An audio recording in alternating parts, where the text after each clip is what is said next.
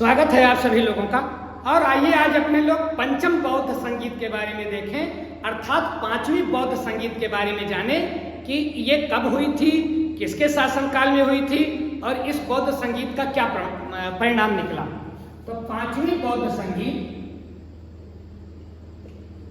इसके पहले अपने लोगों ने चौथी बौद्ध संगीत के बारे में पढ़ लिया है। ये बौद्ध संगीत क्या होती है भैया? बौद्ध संगीत बौद्ध भिक्षुओं का सम्मेलन होता है। बौद्ध संगीत मतलब बौद्ध भिक्षुओं का सम्मेलन, संगीत का मतलब सम्मेलन, मीटिंग। तो बौद्ध भिक्षु इकट्ठा होकर के, बौद्ध विद्वान इकट्ठा होकर के बौद्ध धर्म के विषय में चर्चा करते हैं, बौद्ध भगवान बुद्ध की शिक्षाओं को पूरी दुनिया में प्रसारित करने का प्रयास करते हैं, बौद्ध धर्म में फैली हुई कुरीतियों का अंत करने का प्रयास करते हैं। यही सब काम बौद्ध संगीत में किया जाता है। तो और ये बौद्ध संगीतियां समय समय पर आयोजित की जाती हैं। तो पांचवी बौद्ध संगीति कब आयोजित की गई भैया? ये 1871 ईस्वी में आयोजित की गई। ध्यान रखिएगा, समय बहुत पूछता है कि पांचवी बौद्ध संगीत कब आयोजित की गई, चौथी बौद्ध संगीत कब आयोजित की गई। ये डेट जरूर याद रखिएगा। तो पांचवी बौद्ध संगीत कब हुई? 1871 ईस्वी में। पांचवी बौद्ध संगीत कहां आयोजित की गई? तो भैया पांचवी बौद्ध संगीत का स्थान आजकल के म्यांमार देश में। फिलहाल जब ये पांचवी बौद्ध संगीत आयोजित की गई तो उस समय म्यांमार देश को बर्मा देश कहते थे। बर्मा सुन करके घबराइएगा नहीं तो आपके गांव में कोई बर्मा जी हो, वो वाला बर्मा नहीं, सरनेम वाला बर्मा नहीं। कुछ लोग अपने सरनेम में बर्मा लगाते हैं ना, वो बर्मा नहीं। बर्मा एक देश है बाबू, जिसको आजकल म्यांमार बोलते हैं। तो म्यांमार देश में, अर्थात उस समय के बर्मा देश में मांडले नामक स्थान पर, ध्यान रखिएगा, उस स्थान का क्या नाम है? मांडले नामक स्थान पर ये पांचवी बौद्ध संगीत आयोजित की गई। अर्थात पांचवी बार बौद्ध भिक्षुओं का सम्मेलन आयोजित किया गया। अगला पॉइंट ये बनता है कि जब ये पांचवी बौद्ध संगीत आयोजित की गई तो उस समय वहां का शासक कौन हुआ करता था? तो ध्यान रखिएगा, उस समय वहां का शासक एक राजा हुआ करते थे, मिंडन। क्या नाम है? मिंडन। याद रखिएगा, मिंडन नाम के शासक के समय में ये पांचवी बौद्ध संगीत आयोजित की गई। पांचवी बौद्ध संगीत मिंडन, पांचवी बौद्ध संगीत मिंडन। आपसे प्रश्न पूछता है कि पांचवी बौद्ध संगीत किसके संरक्षण में हुई? तो मिंडन उन्हीं के संरक्षण में हुई, वही उसके शासक हुआ करते थे। अगला प्रश्न क्या बनता है कि पांचवी बौद्ध संगीत के अध्यक्ष कौन थे? तो पीछे के भी क्लासेस में आपको बताए गए हैं। ये बौद्ध संगीतियां कुछ विद्वानों के अध्यक्षता में आयोजित की जाती हैं। जो नंबर 1 के विद्वान हुआ करते हैं बौद्ध भिक्षुओं में, उनको क्या बना दिया जाता है? उनको अध्यक्ष बना दिया जाता है। उन्हीं की देख रेख में बौद्ध संगीत आयोजित की जाती है।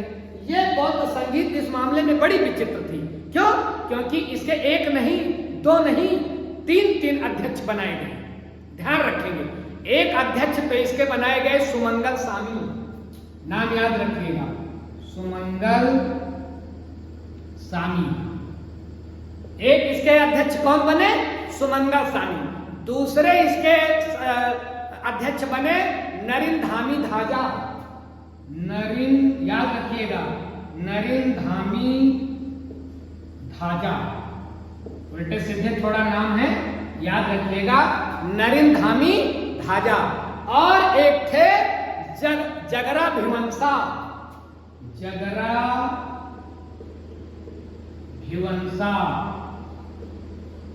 इसके कितने अध्यक्ष हो गए? 3। इसका मतलब इस बौद्ध संगीत में कुछ खास होने वाला है। अरे प्रधानमंत्री, उप प्रधानमंत्री, मुख्यमंत्री, उप मुख्यमंत्री, काम थोड़ा बांटा गया है। क्यों? ताकि परिणाम बढ़िया आए, इसीलिए तो काम बांटा जाता है कि रिजल्ट उसका बढ़िया आए। तो इसके एक नहीं, दो नहीं, तीन तीन अध्यक्ष, सुमंगल स्वामी, नरेंद्र धामी धाजा और जगरा भिवंसा। याद रखिएगा ये तीनों नाम। अब अगला पॉइंट ये आता है कि इसका उद्देश्य क्या था। देखिए एक बात आप लोग जान लीजिए, ये पांचवी बौद्ध संगीत, कुछ विद्वान पांचवी बौद्ध संगीत को पांचवी बौद्ध संगीत मानते ही नहीं। ये बौद्ध संगीत बर्मा देश में आयोजित हुई और केवल बर्मा देश के ही विद्वान आए, म्यांमार के ही बौद्ध भिक्षु आए, अन्य बौद्ध देशों का कोई प्रतिनिधि आया ही नहीं। उस समय जो देश बौद्ध धर्म को मानते थे वो आए ही नहीं, केवल म्यांमार ने इस बौद्ध संगीत का आयोजन किया और उसी के विद्वान इकट्ठा हुए। तो एक प्रकार से तो ये हो सकता है कि अपने कोए अपने खाएं, अपने आयोजित करें, अपने मनाएं, अपने सब कुछ करें। कौन? बर्मा देशवासियों ने, म्यांमार देशवासियों ने, राजा मिंडन ने। लेकिन इस बौद्ध संगीत का उद्देश्य बड़ा पवित्र था। क्या था? पहला तो उद्देश्य इसका यह था कि थेरवाद मतलब भगवान बुद्ध की मूल शिक्षाएं, थेरवाद में या त्रिपिटक एक ग्रंथ है ना, 3 पेटियां, जो त्रिपिटक है बौद्ध धर्म के जो 3 पवित्र ग्रंथ हैं, त्रिपिटक में या थेरवाद जो पुराण भगवान, थेरवाद क्या है? थेरवाद है भगवान बुद्ध की दी गई मूल शिक्षा, बौद्ध धर्म का मूल। अभी तो बहुत परिवर्तन के साथ बौद्ध धर्म प्रचारित किया जा रहा है ना, लेकिन जो मूल सिद्धांत है वो थेरवाद कहलाता है। त्रिपिटक में बदलाव की जांच करना, ये जांचने का प्रयास किया गया कि ये त्रिपिटक में कोई परिवर्तन तो नहीं कर दिया गया। कभी कभी ग्रंथों के साथ छेड़खानी कर दी जाती है और लोग समझ नहीं पाते, लकीर पीटते रहते हैं और आपस में भिड़ते रहते हैं। बहुत सारे धर्म ग्रंथों की, बहुत सारे धर्मों की पुस्तकों के साथ छेड़खानी की गई, चतुर विद्वानों ने छेड़खानी कर दी और बाद में लोग लड़ने लगे कि उसने ऐसा लिखा है, उस धर्म में ऐसा लिखा है, उस पुस्तक में ऐसा लिखा है, उस पुस्तक में। भैया ये छेड़खानी की जाती है, इसका समय समय पर अवलोकन होना चाहिए ताकि धर्म ग्रंथों के साथ कोई छेड़खानी ना करे। और पब्लिक अंधविश्वासी होती है, जो धर्म ग्रंथ में लिख दिया गया है वही सब कुछ है। ये नहीं समझ पाते कि उसको लिखने वाला उसमें छेड़खानी भी कर सकता है।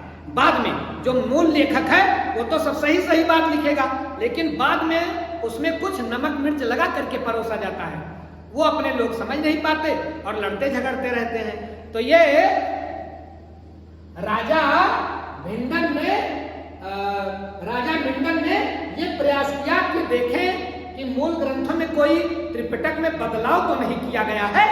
अगर बदलाव किया गया है तो उसकी जांच की जाए और सही मूल सिद्धांत को स्थापित किया जाए।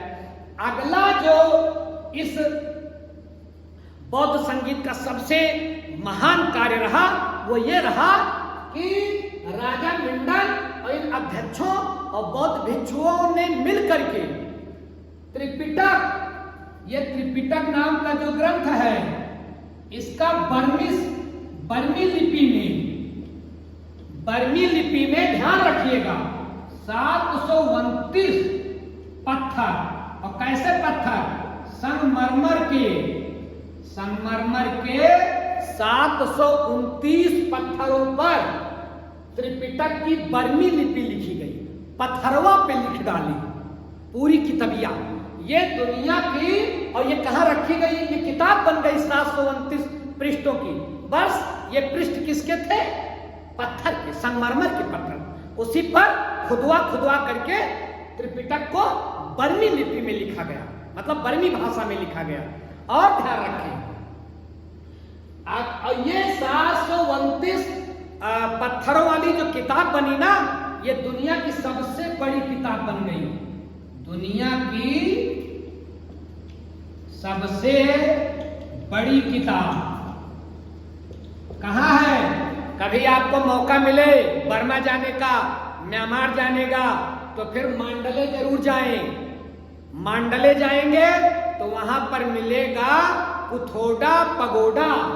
ध्यान रखिएगा, एक स्थान है पुथोडा पगोडा।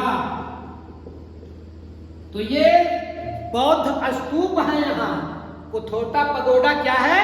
बौद्ध स्तूप। वहीं पर ये 729 पत्थरों वाली किताब सुरक्षित रखी गई है। आप जाएं तो इसका दर्शन जरूर करें, क्योंकि ये दुनिया का एक प्रकार से एक अजूबा जैसा है। इतनी बड़ी किताब जो पत्थर पर लिखी गई है। तो वो स्थान क्या है? वो स्तूप कौन सा है? कुथोडा पगोडा। याद रखिएगा, आपसे कभी कभी आता है कि कुथोडा पगोडा क्यों प्रसिद्ध है? तो ये इसलिए प्रसिद्ध है क्योंकि यहाँ संगमरमर पर त्रिपिटक की बर्मी लिपि लिखी गई है और ये दुनिया की सबसे बड़ी किताबों में शुमार है। तो भैया ये रहा पांचवी बौद्ध संगीत के बारे में थोड़ा सा विवरण। ऐसी ही जानकारियों के साथ आगे भी मिलेंगे।